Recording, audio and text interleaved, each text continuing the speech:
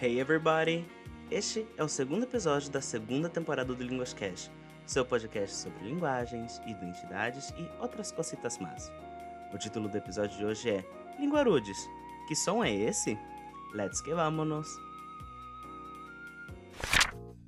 Eu tagarelarei, tu tagarelarás, ele tagarelará, nós tagarelaremos, vós tagarelareis, eles tagarelarão. Eu tagarelarei, tu tagarelarás, ele tagarelará, nós tagarelaremos, vós tagarelareis, eles tagarelarão.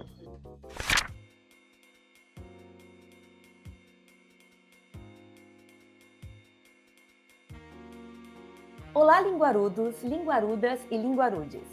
Sejam bem-vindos ao segundo episódio da segunda temporada do Linguascast. Eu sou a Letícia. E eu sou o Lucas, com C, por favor. Boas-vindas ao segundo episódio da nossa segunda temporada. O tema desse episódio é a linguagem musical. E, para falar sobre isso, nós convidamos Vinícius Rocha, que é brincante, arte educador e trabalha com musicalização para bebês e teatro, e William Teixeira da Silva, violoncelista, pesquisador e professor da UFMS, no curso de licenciatura em música e no programa de pós-graduação em estudos de linguagens. Então, gente, nós agradecemos imensamente o fato de vocês terem aceitado o convite da equipe do Linguascast. Sejam bem-vindos. Obrigado, Letícia. Obrigado, pessoal do podcast. Uma honra, um prazer estar aqui com vocês. Muito ansioso para a gente poder conversar um pouco aqui nesse momento. Muito obrigado, eu agradeço também ao convite, fico feliz de estar aqui com vocês, tá? E é isso, vamos lá. Bom, então a gente começa com a nossa primeira pergunta, assim, né? E para iniciar essa conversa, na verdade é um papo, né? E situar os nossos ouvintes, vocês dois poderiam comentar sobre em que contexto vocês trabalham com a música atualmente, nesse momento? Bom, como foi anunciado anteriormente, eu sou violoncelista, toco violoncelo há mais de 20 anos já. E neste momento, eu creio que a maior parte do meu tempo com o instrumento acaba, de alguma forma, estando ligado à música contemporânea.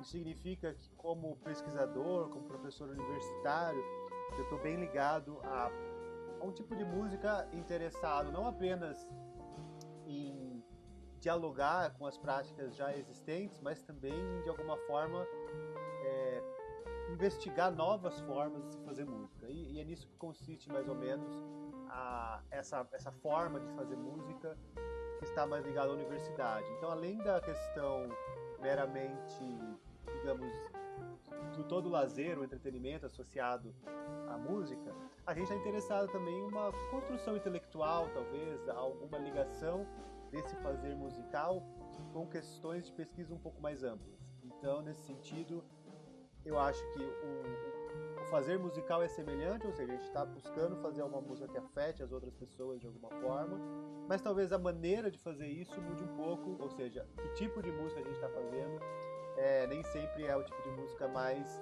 esperado, porque justamente essa é a intenção, que a gente faça algo distinto do que já existe. E nesse sentido, então, a universidade se torna um local de inovação também para as artes, também para a música. Ai, que legal. Obrigada, William. Vini, você? Eu ainda sou aluno do curso de música, né? Mas já estou no quarto ano em que eu também trabalho com educação musical. E eu tive esse encontro e também, quando eu entrei para a faculdade, eu também comecei a fazer teatro, né? Então,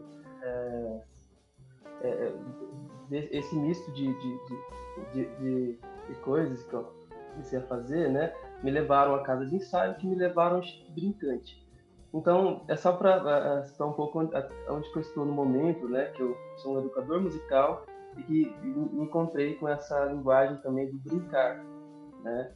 Então, nas minhas aulas, hoje eu sou quase 4 anos professor de musicalização para bebês e crianças pequenas, trabalho com a primeiríssima infância, e levo também essa linguagem do brincar para as aulas, né? Condição narrativa, brincadeiras da cultura popular, né? Então, é mais ou menos nesse contexto que eu me encontro no momento e também no meio do teatro, né? Juntando isso, eu também me deparei com a contação de história, né? Então, mais ou menos nesse contexto que eu tô, né? Obrigada, Vini. Certo, já aproveitando então que a gente está falando sobre a educação musical, queria saber dos dois, né? Começar, acho que com o Vinícius, que já tá no embalo, mas depois eu queria saber do William também. A gente queria saber qual que é a trajetória de vocês com a música. Vocês tiveram, por exemplo, musicalização na escola? Como foi esse contato inicial de vocês? Olha, o meu início, eu não tive educação musical na escola, não. Eu tive um amigo que tocava violão e cantava músicas gospel, inclusive, né? Ele era evangélico, e na época eu também. E, e aí eu gostava de cantar, começava a cantar com ele e aprendi a tocar uns acordes em violão com ele, né? E isso sempre foi um desafio para mim, aprender a tocar violão, né? Algumas coisas e tal. Eu não tinha aula. Mas lá depois de eu fazer 2 faculdades, começar 2 faculdades e parar, né? Que eu ainda estava tentando entender o que eu queria, que eu decidi fazer música. Aí eu entrei pro coral, né? E, e me desafiei a entrar pro curso de música. Então, essa minha trajetória, eu vejo que tem muita relação com o que eu faço hoje, porque eu gosto de investigar as formas que as pessoas aprendem, sabe? Desde quando eu entrei, quando eu comecei a dar aula no início numa escola de música, de violão, de canto e tal, eu não só buscava aplicar métodos, como buscava entender aquela pessoa em si, como que ela aprendia, porque eu tive essa dificuldade, sabe? Eu sempre, quando me deparava com o ensino, era uma coisa que não entrava muito na minha cabeça. Quando eu comecei a faculdade de música, eu me deparei com, né, várias outras formas de se ensinar música, que isso me virou uma chave, assim. E principalmente quando eu me encontrei com o Instituto Brincante, o Brincar, a linguagem do Brincar, né, que eu comecei a atribuir isso muito à minha aula, né? É brincando que a gente, tipo assim, desenvolvendo algum tipo de jogo, de linguagem em que você se divirta fazendo, né? Aquilo que eu consigo, que eu mais ou menos procuro trazer para as minhas aulas, né? Para minha atuação hoje em dia. E você, William? Bom, eu sou cristão, sou evangélico e, como no caso do Vinícius, com boa parte da maior parte dos nossos alunos, também comecei na igreja. Acho que eu tinha 6 anos quando meu irmão mais velho começou a aprender violão, e aí eu pegava um pouco e tentava tocar também. Então foi mais ou menos a época em que eu comecei a querer tocar. Ganhei um violãozinho quando eu tinha 6 anos também, porque eu cuidava dele. Mas obviamente aquela coisa bem popular, assim, bem informal, sem fazer aula, nada. E foi assim por muitos anos na minha infância, apenas tocando alguns acordes. Na minha época, né, eu não sou mais tão novo, a gente não tinha internet, então a gente comprava as revistinhas na banca para aprender a tocar as músicas. E isso foi um bom tempo. Aí, assim, a gente vai tendo alguns bons encontros ao longo da vida. Aí eu lembro mais ou menos dessa época. Eu tava na casa do meu irmão jogando futebol de botão com os amigos, assim. E aí ele colocou pra tocar um disco do Paralamas do Sucesso. E aí eu me lembro que a primeira vez na vida, assim, que eu ouvi música e falei, nossa, isso é música.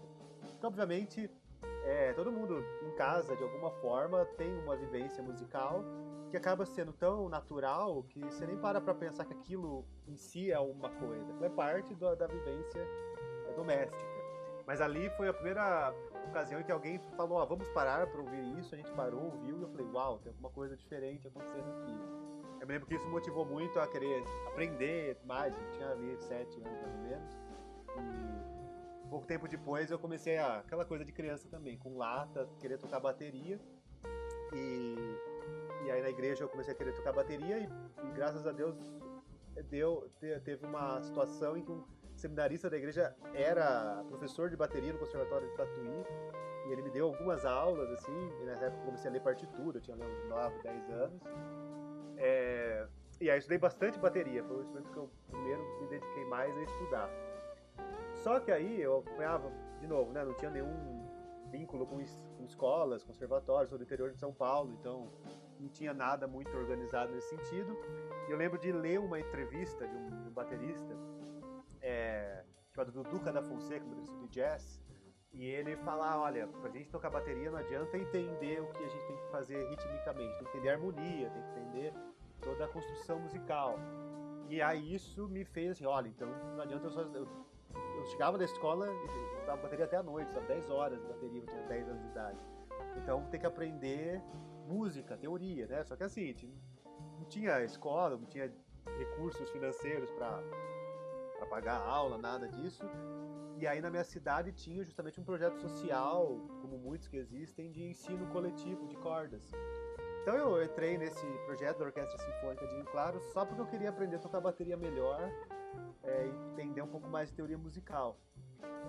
Ali eu tinha 13 anos quando isso aconteceu.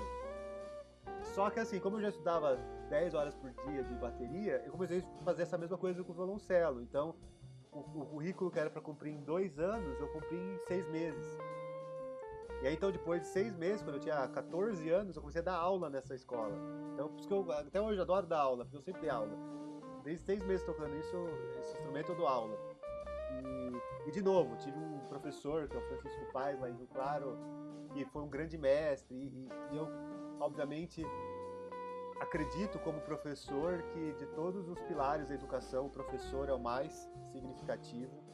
É a partir desse encontro com grandes mestres que a gente se motiva a ir adiante, seja qual for o saber. E depois do Chico, lá em Rio Claro, fui tendo, graças a Deus, outros bons encontros que foram me levando adiante até, enfim, fazer a graduação em música lá na Unesp, em São Paulo. Mas daí, né, ainda na época do vestibular, aquela coisa de adolescente, eu tava na dúvida se era bateria ou violoncelo e tal. Mas daí, digamos que em casa eu fui motivado ao violoncelo, porque era uma via um pouco mais formal para se estabelecer profissionalmente. E isso, enfim, foi me levando às outras portas que se abriram nesse sentido. Mas eu acho que é normal, assim, é um relato bastante comum, porque a gente sempre acaba recebendo alunos que começam na igreja, passam por projetos sociais, foi basicamente esse o meu começo também. E tudo depende, acho que quanto a gente está disposto a se dedicar em cada situação dessa também.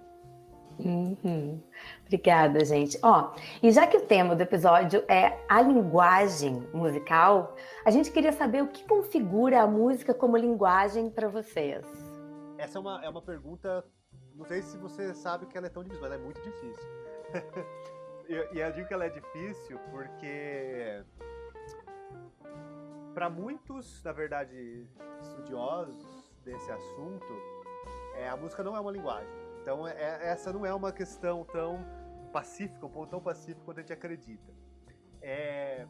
Mas isso por várias razões. A primeira razão é porque talvez o fazer musical, como qualquer arte em alguma medida, mas o fazer musical historicamente tem sido mais extremo nesse assunto, que é o fato de ele não necessitar de um código.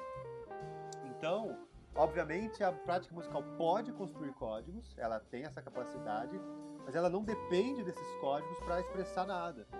Ou seja, é sempre como a gente fala, olha, você veja Bach. Bach escrevia música para um contexto específico de uma comunidade protestante na Alemanha no século XVIII, falando e lidando com as questões específicas. Então é claro que naquele momento, com aquela comunidade, ele tinha um código muito claro sobre o que ele estava querendo retratar, o que ele estava querendo comunicar com aquela música.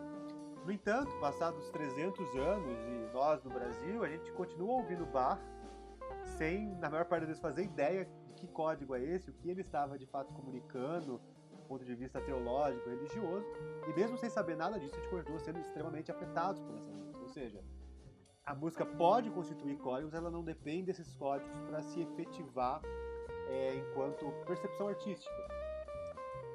Então, eu acho que tudo depende, no final das contas, como a gente define linguagem. Eu acho que essa questão não mostra o limite da música ser ou não ser linguagem. Eu acho que, pelo contrário, ela expande a nossa própria compreensão do que é linguagem. E, obviamente, a gente está aqui num momento mais informal e rápido, mas eu posso colocar rapidamente que a minha visão de linguagem é muito bakhtiniana.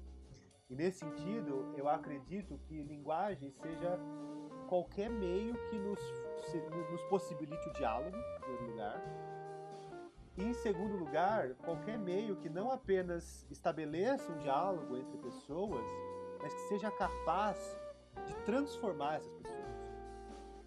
Então, nesse sentido que eu não tenho problema nenhum em considerar a música como linguagem, independentemente da sua estrutura ser ou não um código, porque, de fato, a música, ela, talvez de forma mais clara do que qualquer outra linguagem artística, ela tem essa capacidade de mudar a nossa forma de pensar.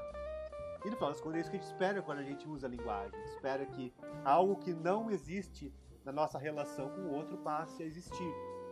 E isso eu acho que, então, inclusive, ajuda a gente a compreender, às vezes, para além dos limites da palavra, para além dos limites da verbalização, o que nós fazemos enquanto utilizamos linguagem, que, por vezes, é até mais importante do que a língua em si.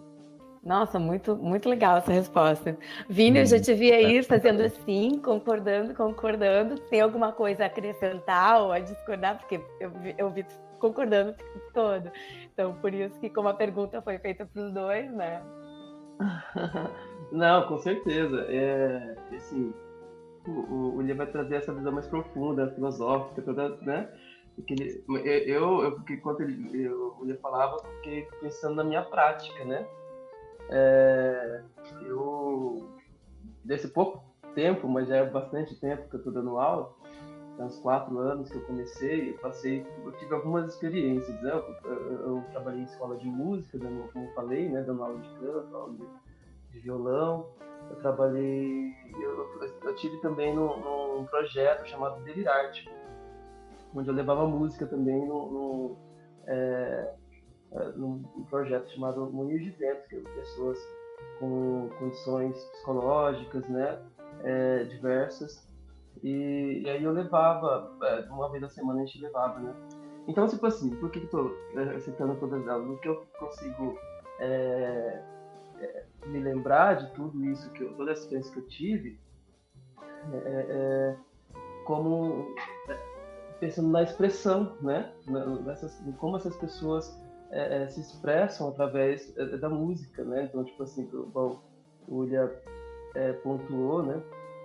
Então, nesse projeto do Delirarte, era muito importante esse momento que a gente levava música, também teatro, porque é como essas pessoas se sentiam importantes de alguma forma, se sentiam mais felizes, né? Eu consegui expressar tristezas também, eu consegui expressar várias outras coisas, tipo saudade, né? Então, não só ali, como lá no início, quando eu dava aula na escola de música, que pegava aluno de canto, de violão, que primeiro a gente precisa ter uma relação com o aluno, né? E entender qual o que ele quer cantar, o que ele quer. E aí eu fico só pensando nisso, né? O que essas pessoas queriam expressar com aquelas músicas que elas escolhiam, o que elas queriam aprender, né? Então é isso que me vinha um pouco, que eu queria acrescentar. Massa. Uhum. E ainda nesse âmbito, né, nesse contexto de como é o seu trabalho atualmente, né? Você disse que trabalha com musicalização de bebês e crianças, né? Com a primeiríssima infância. Bom, esperamos, né? Imaginamos, é o esperado que o objetivo não seja que essas pessoas da primeiríssima infância aprendam a tocar algum instrumento diretamente, né? Então, eu queria saber qual que é o objetivo, ou quais seriam, né, os objetivos da musicalização para esse público.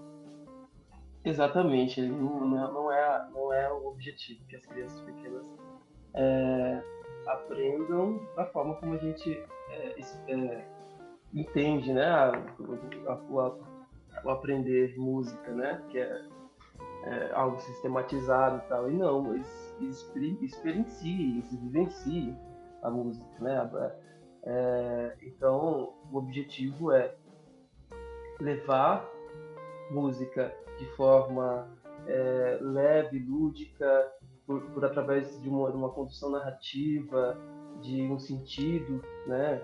Uma condução narrativa que atribui um sentido àquelas músicas, àquelas atividades que estão sendo levadas, e justamente estimular que todos ali, bebês e acompanhantes, brinquem, se expressem, cantem, para que dessa forma, brincando, eles possam se desenvolver, né? Eles possam se desenvolver de forma mais leve, sabe? Então, o objetivo não é que eles aprendam sistematicamente, mas sim que eles toquem, que eles vivenciem, que eles peguem o instrumento, que eles batam, que eles toquem, né? Eu levo nas aulas com vários instrumentos diversos, né? Pandeirinho, chocalhos, né? Eles vão pegar o chocalho e bater no pandeiro, no tambor. E esse é o objetivo, né? Que eles sintam isso no corpo, que eles sejam estimulados né? Então, da mesma forma, quando eu vou começar um grupo novo, por exemplo, né? O objetivo principal é criar uma relação, né? Com as crianças, principalmente, também, não menos importante, com os acompanhantes, com as mães, os papás, né? E para que esse meio fique cada vez mais propício, né? Que estimule cada vez mais esse brincar livre, né? Se expressar através de música, de brincadeiras livremente. E pensando ainda nessa pergunta que o Lucas te fez, né? Quais seriam as possibilidades de iniciar crianças surdas na música? Olha, eu ainda não pensei nisso, sabe? Mas não tive, né, essa experiência ainda. Mas eu acredito que toda, sabe? Porque como é para criar esse ambiente, não se pensa muito nas condições, né? Mas da forma que ela, né? Nós vamos ter que se adaptar a isso, né? No caso eu, o grupo em si, e criar essas condições para que ela também possa, da forma dela, no tempo dela, se expressar de alguma forma. Então, assim, eu acredito que por vibrações, né? Pelo lúdico, pela visão. Então, o que mais que ela vai poder trazer para poder se expressar ali, né? Poder se expressar. Certo, ainda só mantendo ainda nesse contexto, a gente sabe, né, que na musicalização infantil você utiliza linguagens além da música em si, dos sons, né? Por exemplo, a linguagem visual, a expressão corporal, a contação de histórias. E pensando nisso, a gente queria saber qual é a importância dessas outras linguagens, usando bem com cautela a palavra outras linguagens, para esse trabalho de musicalização infantil. Queria saber qual que é a importância, como funciona a importância dessas outras linguagens. Eu utilizo mais o que eu utilizo mais é a narrativa, né? Então, eu trabalho com uma condução narrativa que atribui sentido, que liga uma música a outra, que cria uma história, né? Então, que cria esse universo lúdico para que isso possa fazer sentido para as crianças, também para os adultos, né? Para as crianças de ontem, de hoje, de amanhã. Então, eu acredito que é muito importante, assim. Com a Mariana, a gente teve aulas também, tem uma outra metodologia do Gordon, né? Que eu não uso muito, mas a gente teve uma experiência que é só cantado, né? O tempo todo cantado. E assim, tanto eu quanto ela tivemos uma certa dificuldade, porque para nós é muito importante poder falar, né? Poder trazer histórias, poder né? narrar esse caminho entre as canções e as brincadeiras durante a aula, porque tanto para eu conseguir, né? Que é a forma como eu aprendi, e também para criar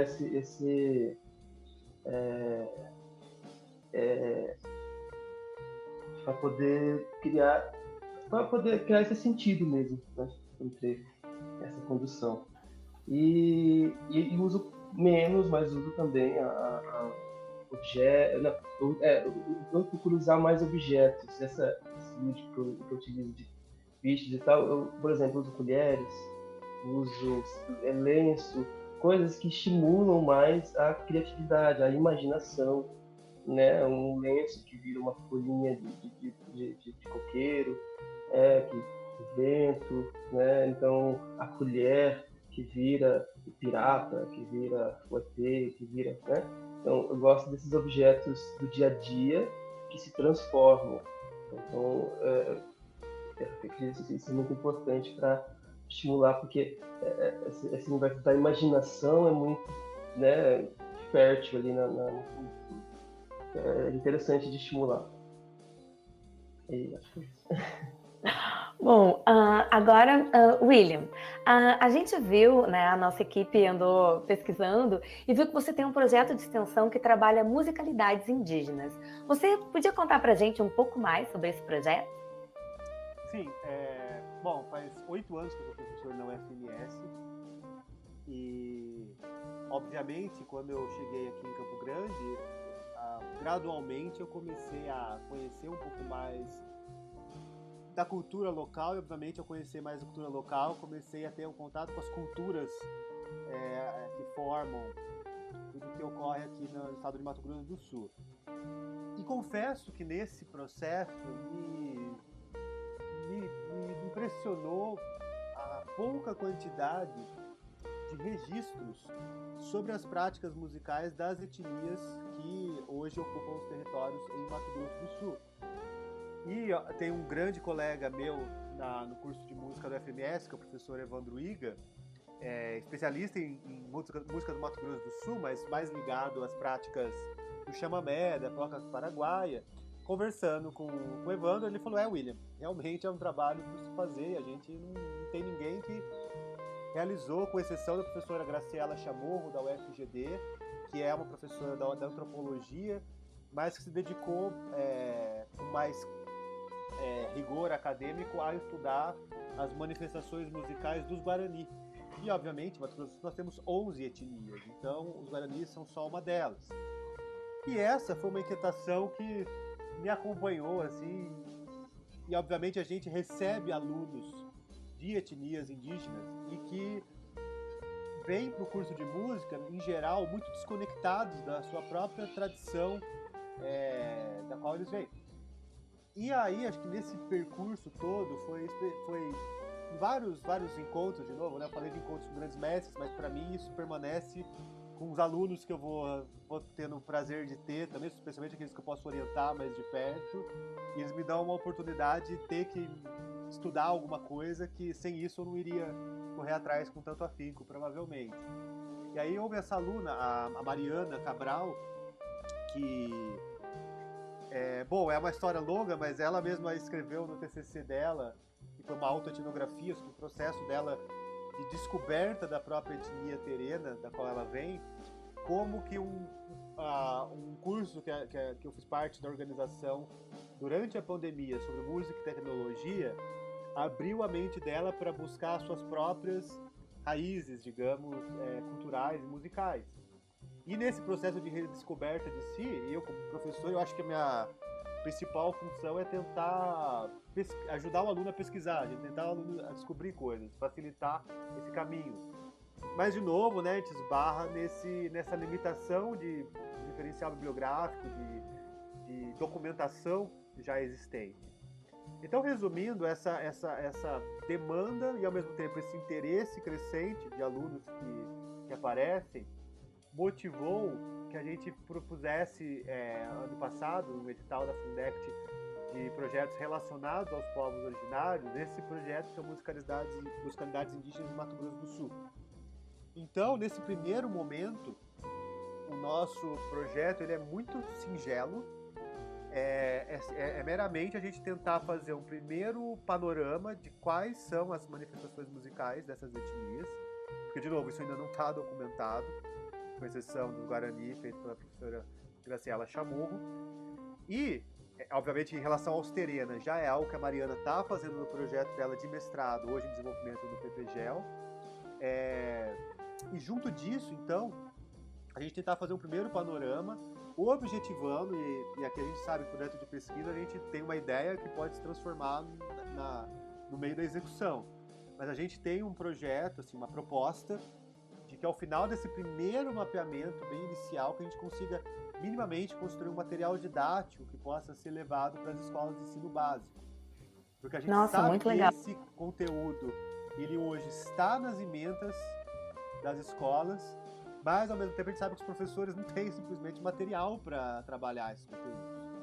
Então, de novo, né, eu acho que do ponto de vista de um projeto de extensão de uma universidade pública que tem como objetivo facilitar a difusão do conhecimento para a comunidade externa, eu acho que a gente pode fazer nesse momento, dada essa escassez, pelo menos produzir esse primeiro material que talvez sirva também como um pontapé inicial assim, para outras iniciativas, talvez mais focadas em cada uma das etnias, como a professora Graciela Chamorro já fez com o Guarani, a Mariana está fazendo com os Terena, e aos poucos a gente possa ter um crescimento desse conhecimento sobre as musicalidades indígenas em Mato Grosso do Sul.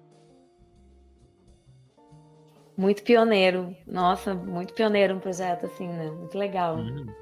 Muito legal, é importante essa construção de material para que a educação básica consiga abarcar. Mas enfim, nesse contexto, seguindo essa linha de raciocínio, ainda sobre esse projeto, né, sobre as musicalidades indígenas, a gente queria saber, aproveitando, quais são as diferenças, ou algumas das diferenças, né, entre as práticas musicais indígena e não indígena, tanto de ordem teórica quanto de ordem prática, assim. Bom, outra pergunta não nada simples. Tem uma resposta curta, mas vamos tentar. Eu acho que o interessante primeiro é pensar não o que tem de diferente, mas o que tem de parecido. Porque assim... Maravilhoso. A gente tem uma... Quando eu digo a gente, digamos, somos nós, pessoas brancas, em um contexto não apenas de globalização, mas um contexto extremamente influenciado por lógicas de mercado. É provável que a experiência musical de todos nós esteja muito ligada a práticas musicais que nos foram entregues por meio de algum dispositivo de mercado. Eu falei mais cedo, né, que minha primeira experiência foi com o Paralamas do Sucesso. Então eu fui lá, tinha um disco, tinha uma relação mediada. É lógico que no meu contexto direto ali, familiar, o que tinha era música caipira, era música da igreja, essa era a música comunitária de fato. A música que veio depois veio via o mercado que leva essa música a outros lugares.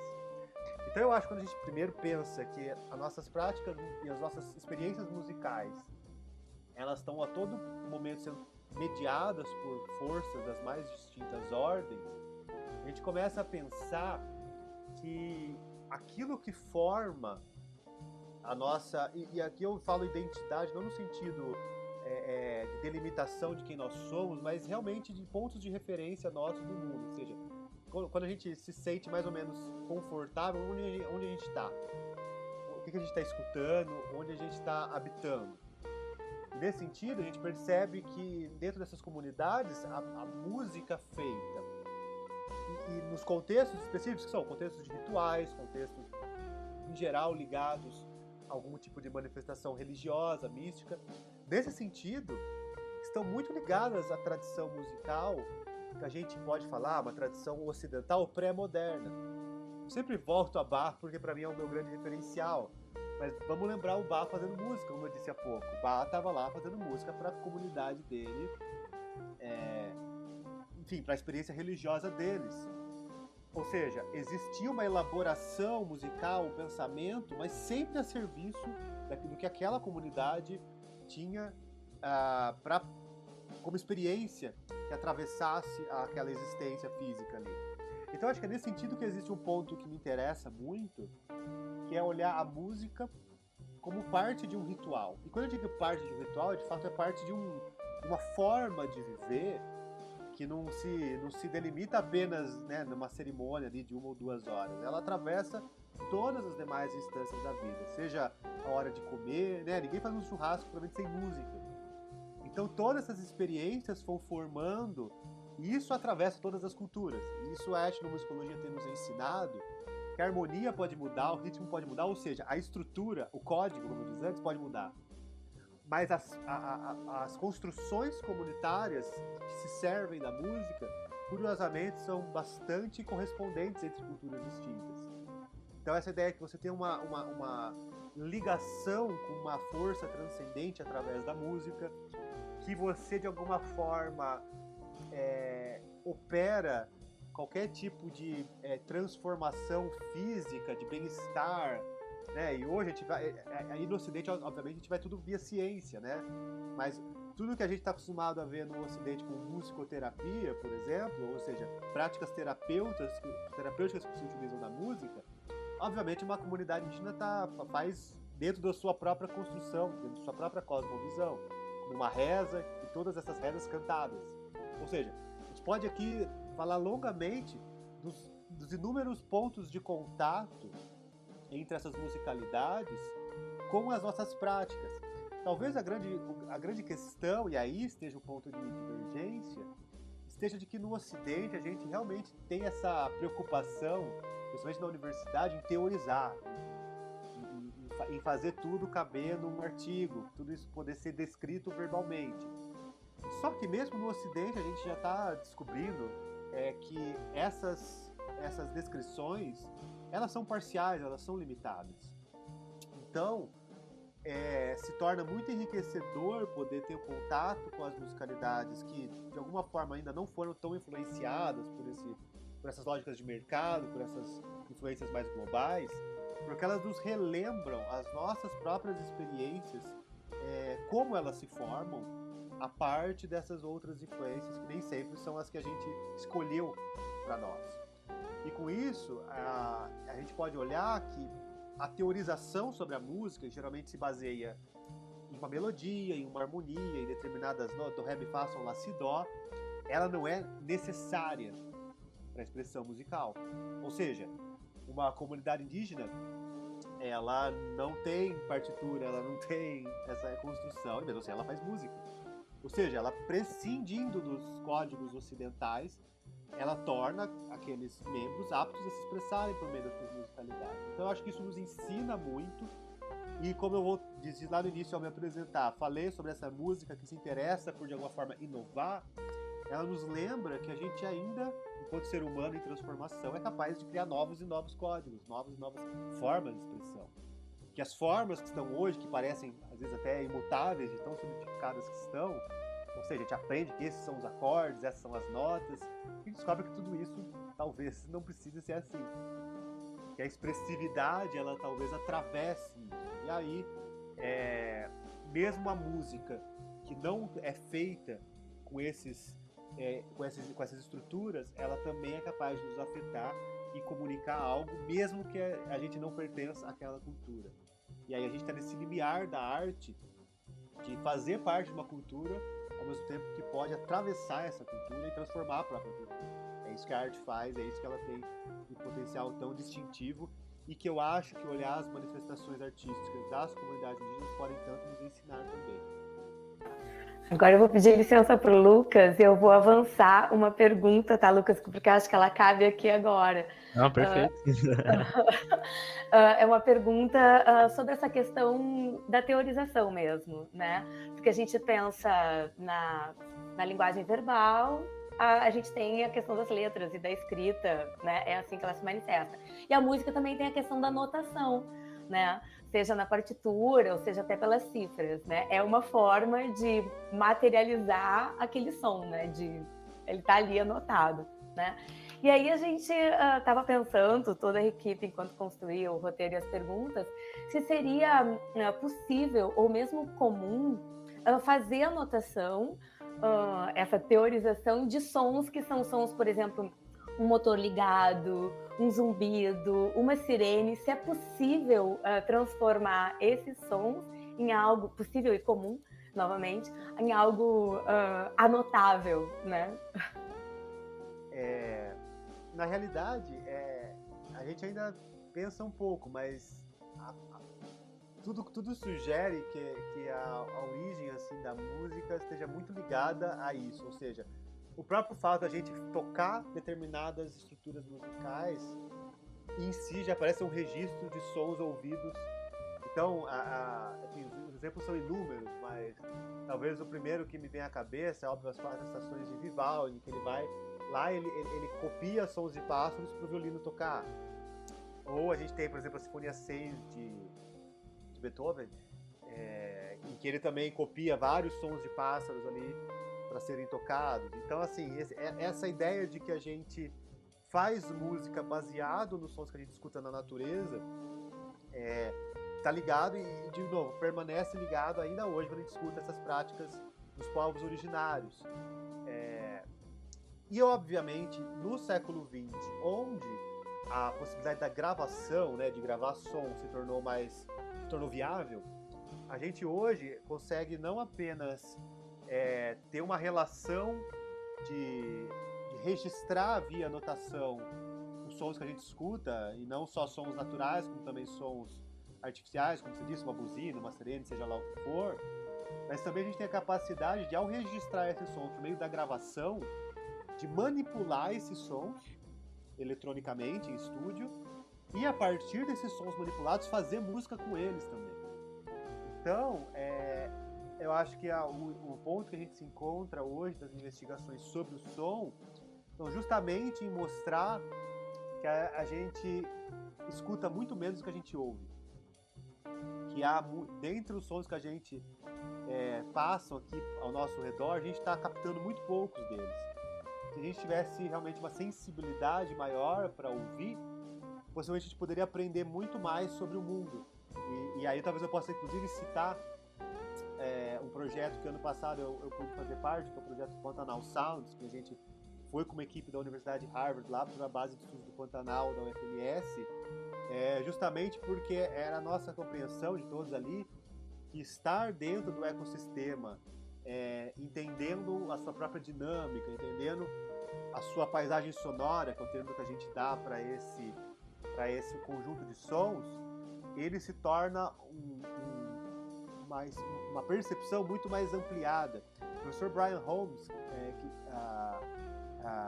que veio junto com a equipe, professor de biologia de Harvard, Brian Farrell, aliás, confundi o nome, Brian Farrell, o projeto de pesquisa dele basicamente é esse. Ele diz, olha, quando a gente olha uma espécie animal, a gente faz uma foto, faz um vídeo, a gente consegue ali ver um retrato de mais ou menos 2, 3 metros ali, é muito limitado, a gente consegue filmar ou fotografar de uma espécie. Agora, no meio da escuta, a gente consegue com um gravador registrar o que está acontecendo em quilômetros quadrados ao redor daquele ponto.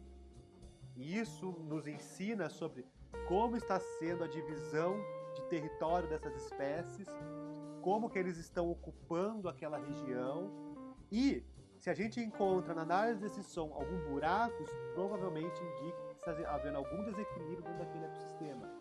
Porque todas as espécies se organizam para ocupar um espaço não apenas territorial, mas também sonoro. Então isso nos mostra como que a organização sonora ela é muito mais antiga do que os nossos esforços de teorizá-la no Ocidente. Ela, inclusive, talvez seja mais antiga que o próprio ser humano. Mas quando a gente está aberto a ouvir isso tudo, eu creio que isso seja muito importante. E aí eu até retomo uma pergunta que o Lucas fez para o Vinícius antes, né? O que a gente ensina para uma criança? E aí tem um teórico chamado François de Lalande, que ele divide dentro da sua pedagogia, que é bastante influenciada pelo Jean Piaget, a educação musical entre competências gerais e competências específicas. E as competências gerais são aquelas competências que servem para qualquer coisa, na verdade. Não se referem a tocar um instrumento, que seria uma competência específica, e nem a cantar bem, que também seria uma competência específica. Tem a ver com a gente ser capaz, por exemplo, de escutar o outro. Que é uma capacidade que parece a gente estar tão carente nos nossos dias, a escuta do outro. Total, carentíssimos. Falta escuta de tudo, eu acho. Exatamente, e que a música pode nos ajudar muito. Quando a gente aprende que fazer música, mais do que fazer, é ouvir. E aí, então, eu acho que por meio dessa percepção a gente constrói essas competências gerais que tem tanto a contribuir para a música, para a linguagem, mas para qualquer pessoa, na verdade. Uau! Uma aula hoje aqui. Incrível, incrível. Então, só para encerrar mais para esse lado do assunto, eu queria saber, a gente queria saber, aliás, se a gente pode compreender, então, que a música, assim como é feito no discurso, né, de cada um, ela pode ser adequada a diferentes contextos. Por exemplo, estamos aqui conversando, estamos dentro de uma entrevista que faz parte do podcast que a gente está trabalhando. Mas, por exemplo, se eu estiver conversando com a minha família, vou ter um discurso um pouco diferente. Se eu estiver fazendo... se estiver ministrando uma aula, vai ser um pouco diferente. Se eu estiver num contexto mais formal, né? Enfim, queria saber se, em primeiro lugar, a música ela tem essas adequações a diferentes contextos. E se, dentro disso, nós encontramos alguns padrões na música, seja de maneira formal ou informal, pensada ou não pensada, que se assemelhe mais ou menos assim como os vícios de linguagem. Por exemplo, tô conversando aqui, né, aí eu pergunto, né, pra todo mundo aqui, né, se existe isso na música, na linguagem musical, se a gente está tratando como linguagem musical, por exemplo, dentro dos clichês, dentro dos riffs ou algo do gênero. Acho que o Vinícius pode responder também. Eu posso falar rapidamente aqui que não apenas isso é possível, né? Acho que isso que você falou, né, tem muito a ver com aquele conceito de heterodiscurso em Bakhtin, de que não apenas a gente fala alguma coisa, mas a gente fala alguma coisa em um contexto para alguém.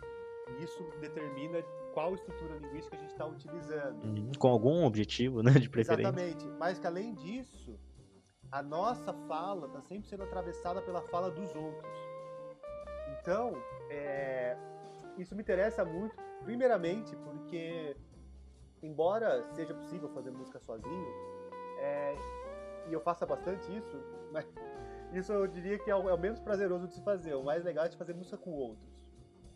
Então a primeira coisa é que justamente a expressão musical ela possibilita esse espaço de diálogo na medida em que ela agrupa diferenças e ao invés de suprimir essas diferenças, ela cria um ambiente onde essas diferenças estão automaticamente sendo negociadas.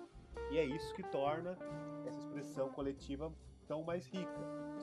Mas além disso, essa possibilidade da gente, digamos, infundir algum grau de individualidade na própria estrutura, é sem dúvida aí que surgem os estilos.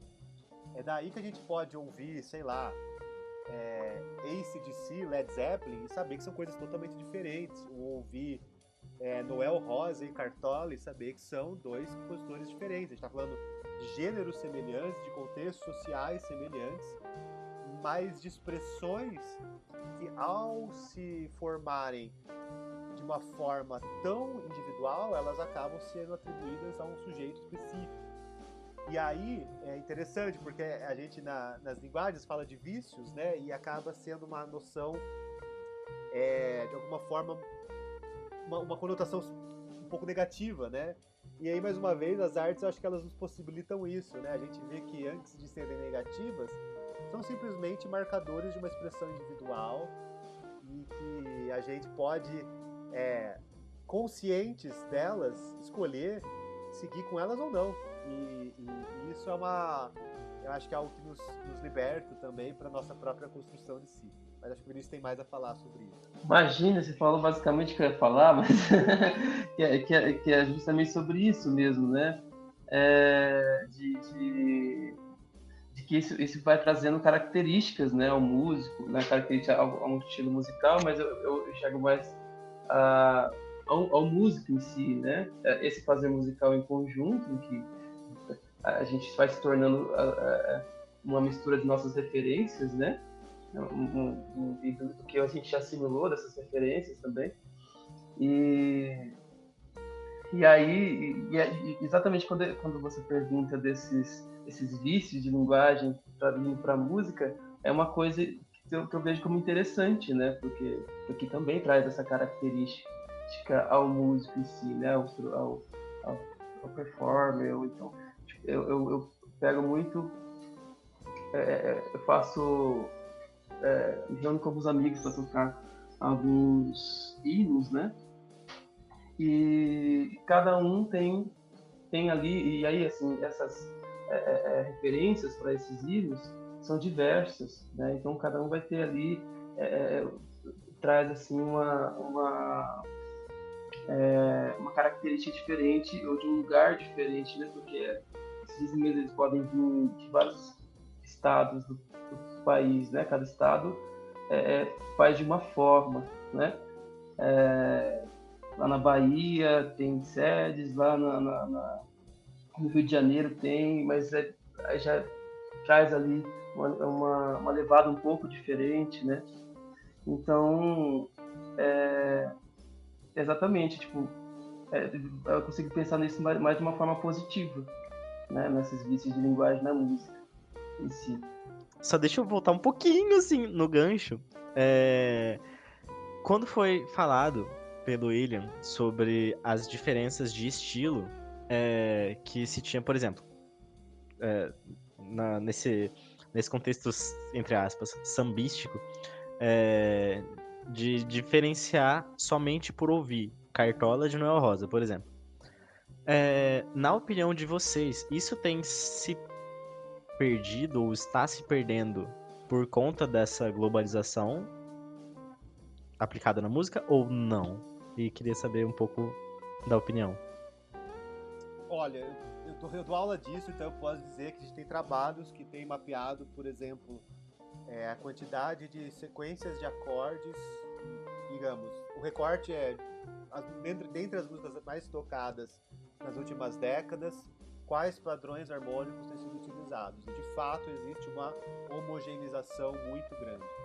Ou seja, o número de combinações de acordes que haviam nas músicas mais tocadas assim, há 30 anos atrás era muito maior do que o número de combinações de acordes utilizadas nas músicas mais populares dos nossos tempos. Então, de fato, o que a gente tem é uma homogeneização das estruturas, isso já tem sido documentado, mas assim, eu tenho dificuldade de ser conservador, confesso.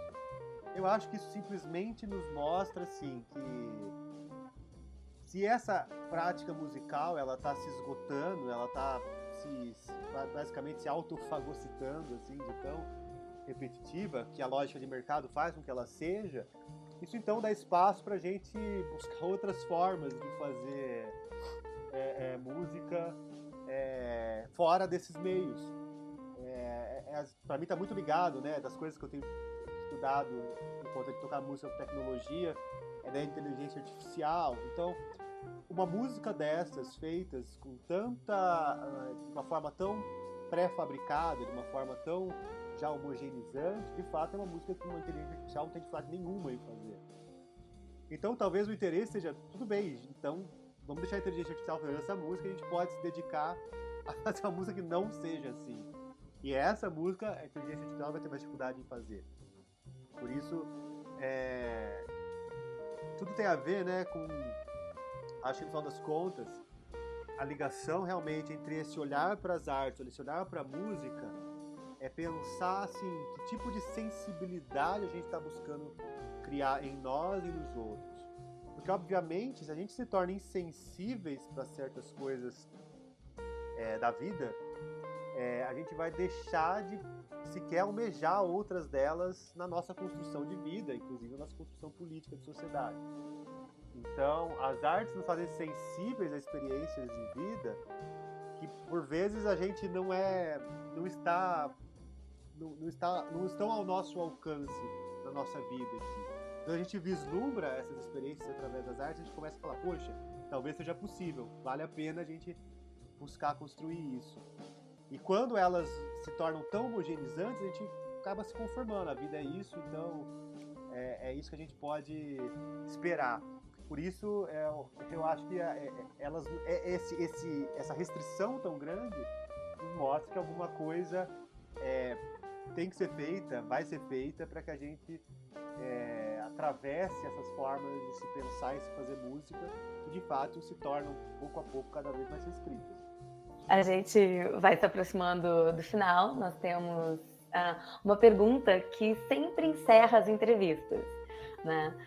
Que é quanto da identidade de vocês como pessoa, como sujeitos no mundo, tem relação com as línguas que você fala e com as línguas que vocês usam. E se vocês conseguem se ver em algumas das línguas que vocês falam ou usam. Rapidinho. E aí, já aproveitando, né, pra ficar tudo na mesma pergunta, né, estamos aqui considerando as expressões artísticas também. No caso, a música, pensando na temática do episódio, se os instrumentos que vocês tocam, se as expressões musicais que vocês fazem têm essa mesma influência, se tem relação com a identidade, com a subjetividade de vocês. E se vocês conseguem se ver sem alguma delas também.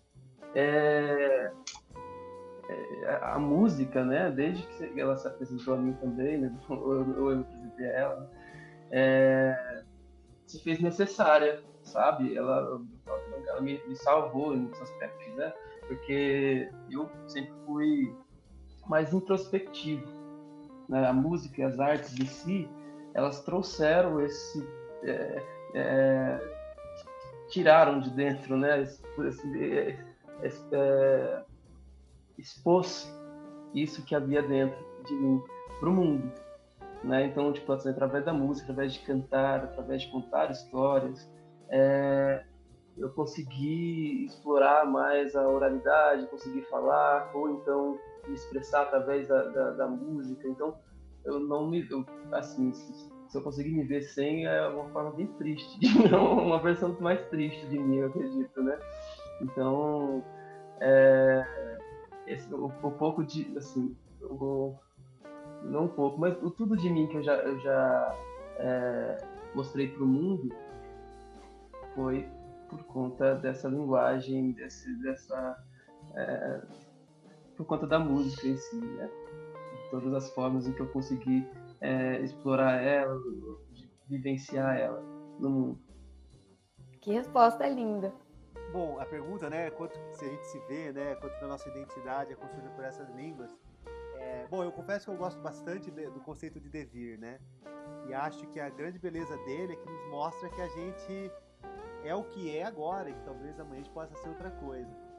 Então eu adoro aprender, como eu disse, eu sou imensamente grato por todos os mestres que eu tive, sou muito grato pelos alunos que eu tenho a oportunidade de ter contato, de orientar, e de fato eu hoje sou o que sou por todos esses encontros que formaram, né, nesse hétero discurso, a minha forma de ser, mas também fico ansioso por ser outras coisas no futuro, ou seja, pelas próximas experiências, pelos próximos encontros, por aprender novas línguas, tanto idiomas, quanto também novas formas de expressão musical e de outras formas de expressão na vida, né?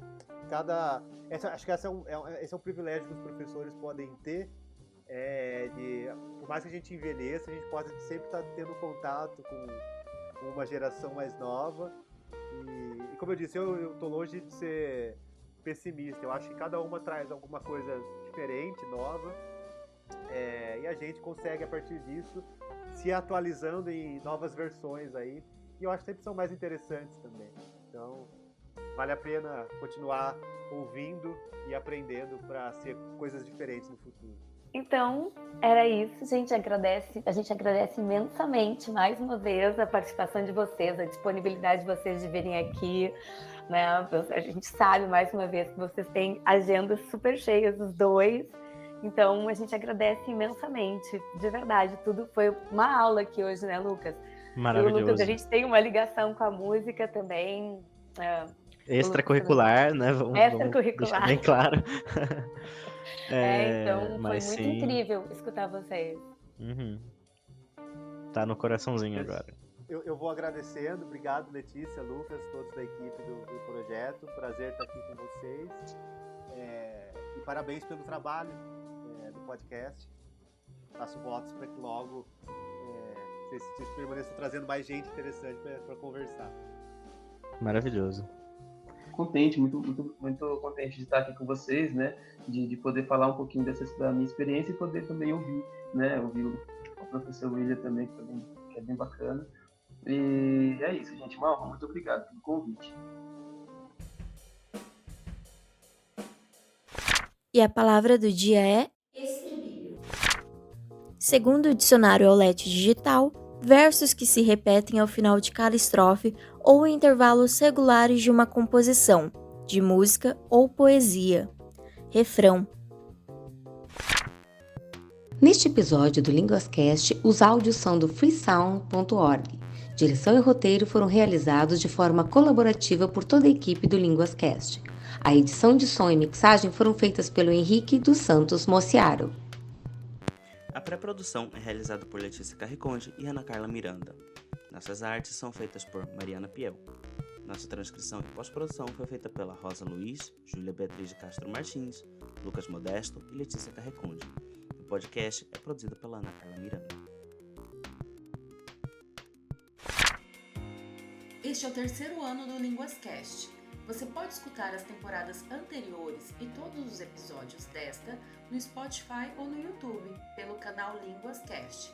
Não deixe de nos seguir no Instagram, @linguas.cast. A transcrição deste episódio pode ser acessada em linguascast.blogspot.com.